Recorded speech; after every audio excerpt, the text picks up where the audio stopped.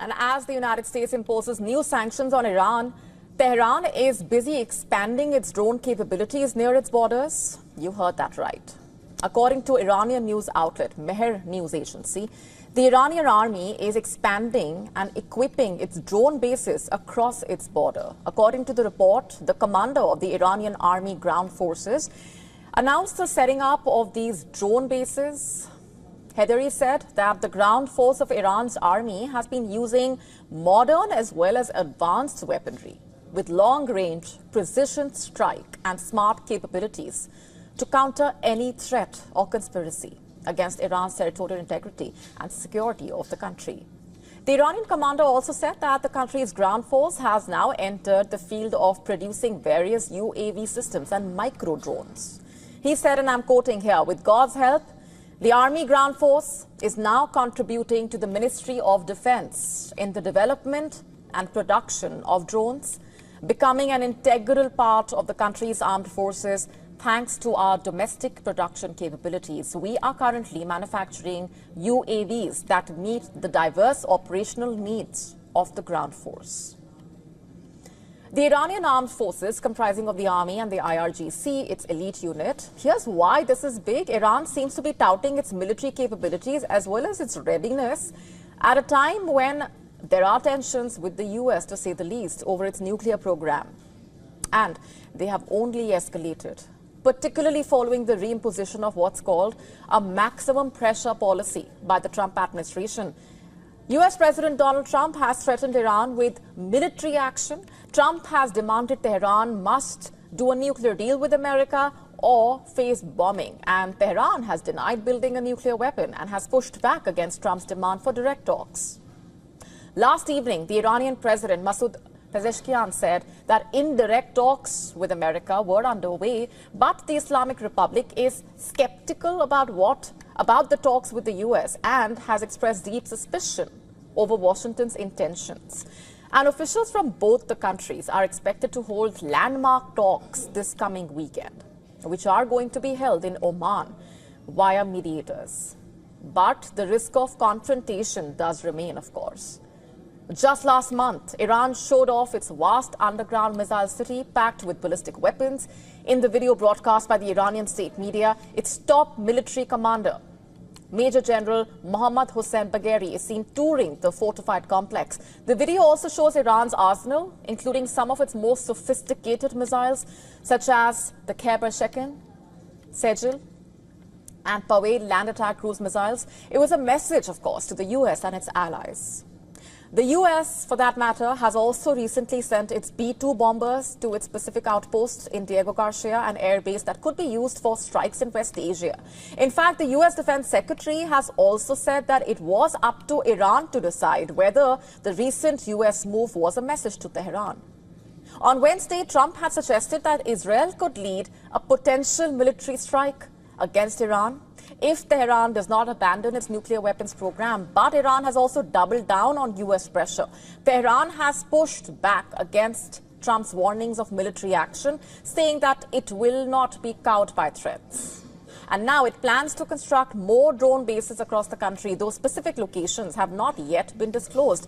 Apart from advancing its drone capabilities, including surveillance and attack systems, Iran has also reportedly exported them to countries like Russia. And by now, we all know about Iran's Shahed drones used by Russian troops in the Ukraine war. In February, Iran also unveiled its first drone carrier warship, showing a significant expansion of its naval capabilities. According to reports, Iran has said it is committed to maintaining constant military readiness, as per the orders from its supreme leader, Ayatollah Ali Khamenei. And this is particularly in the face of repeated US threats of attack. Remember, efforts to settle the dispute over Iran's nuclear program, which Tehran maintains is purely for civilian use, have gone on for more than 20 years without resolution. In 2015, it was Trump who tore up the deal between Iran and 6 world powers, the US, Russia, China, France, Britain, Germany. Talks since then have stalled. But now, with West Asia on fire, the US president's warnings of military action have evidently jangled nerves across the region.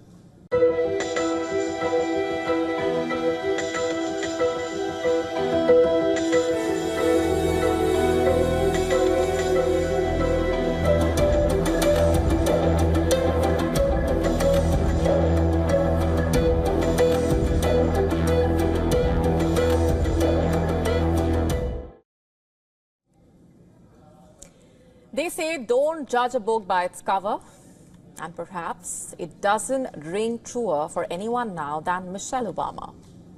A lot has been written and said about the former First Lady, including that she could be setting herself up for a divorce from her husband, former US President Barack Obama. But how much of all of this is true after all? Recently appearing in a podcast, Michelle Obama addressed these claims head-on, some of which sprung from her reported absence from key political events in recent times. And these were further compounded by a lot of chatter about her marital trouble, so-called marital trouble. But what did Michelle Obama have to say? Michelle Obama says that she was making a choice for herself, a choice out of her own free will of stepping back and making time for herself. She said, and I'm quoting, "I could have made a lot of these decisions years ago, but I did not give myself that freedom," quote unquote. Her divorce rumors first surfaced when Michelle Obama notably skipped US President Donald Trump's second inauguration as well as the state funeral of former President Jimmy Carter back in January.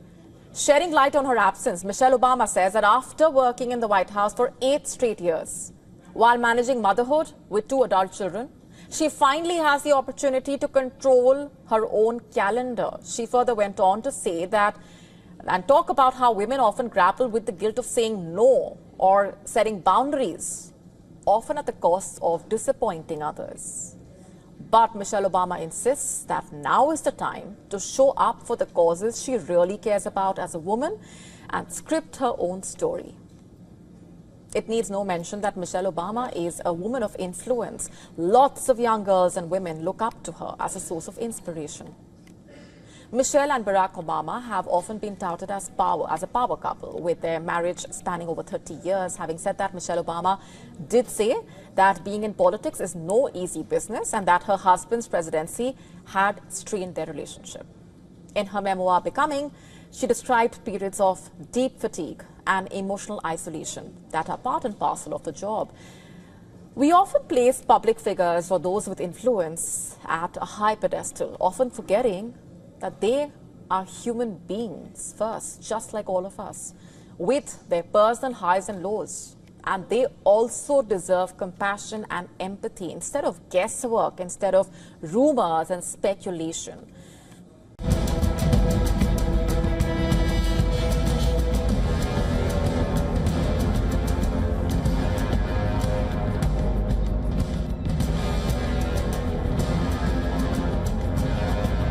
Happiest people in the world would be China. They wouldn't be paying 104%. They'd be paying no percent. We'd be paying them 104%.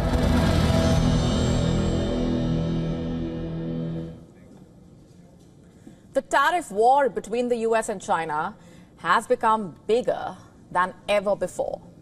US President Donald Trump has announced a 90-day tariff pause for most countries after his reciprocal levy started a full-blown tariff war that ended up rattling global markets. However, he did not spare one country. No points for guessing. It's China.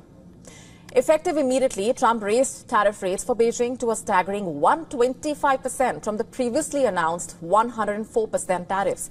As you know, moves like these don't just happen without trigger points, and this one followed after China imposed a reciprocal tariff of 84% on American goods in response to the levy hike of the US. Not just that, Trump also cited a lack of respect from Beijing, as he called it, to justify his tariff spike against China. As it stands currently, this has escalated into a mega tit-for-tat tariff war, with neither side showing any signs of backing down. China, in fact, has said it will fight till the end. Recently, it said that Trump's trade war with Beijing, quote-unquote, will end in failure for Washington, and going by its current moves, that resolve only seems to be growing stronger. China's position is clear and consistent. The door to talks is open, but dialogue must be conducted on an equal basis with mutual respect. China will stand by its position until the end. Pressuring, threatening, and blackmailing are not the correct ways to deal with China. Remember, this is no ordinary trade war, but one that involves the 2 biggest economies of the world, and the recent tariff tango sending out a direct message that Washington is coming after Beijing, especially as it has spelled temporary relief for various countries, capping tariffs at 10% for the next 3 months. Therefore, this time around, the tariff against China seems to be more targeted, the implications of which could be far-reaching, with the potential domino effect for other areas. Even as the pressure on China has been building up, China's onshore yuan dropped to its weakest level in nearly 2 decades, reportedly. Trump's tariff halt on other countries made foreign investors breathe a sigh of relief.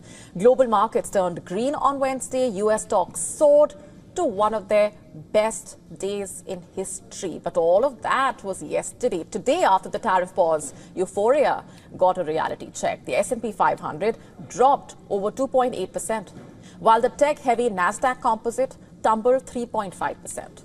The Dow Jones Industrial Average fell nearly 1,000 points, or 2.2%. In response to Trump's tariff halt on countries, the European Union, China's largest trading partner, has put countermeasures on hold for 90 days, stating that it wants to give negotiation a chance, quote unquote. We are not going to offer any greater detail at this point about what we are or are not saying to the Americans beyond what we have already said. We want to negotiate. We want to talk.